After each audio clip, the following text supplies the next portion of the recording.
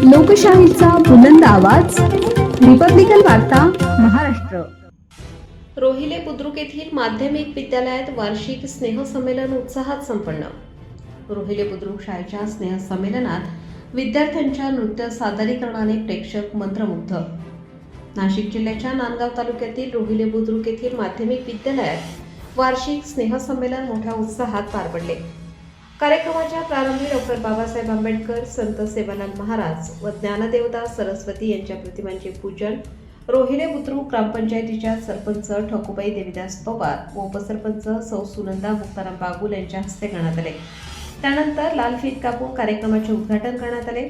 या स्नेहसंमेलनानिमित्त विद्यालयातील विद्यार्थ्यांनी विविध गाण्यांवर नृत्य सादर करून उपस्थितांची मने जिंकली. विद्यार्थ्यांच्या कलागुणांना प्रोत्साहन देणाऱ्या या सादरीकरणाने कार्यक्रमात रंगत आणली.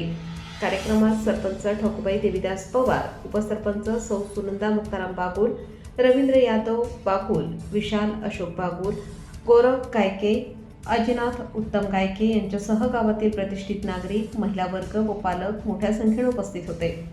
कार्यक्रमाच्या शेवटी उपस्थित सर्व मान्यवरांचे व ग्रामस्थांचे रोहिले बुद्रुक माध्यमिक विद्यालयातर्फे आभार मानण्यात आले. रिपब्लिकन वार्ता महाराष्ट्र न्यूजसाठी नांदगाव प्रतिनिधी Muktaram Bagul, Nashik. Subscribe now and press the bell icon. Never miss an update.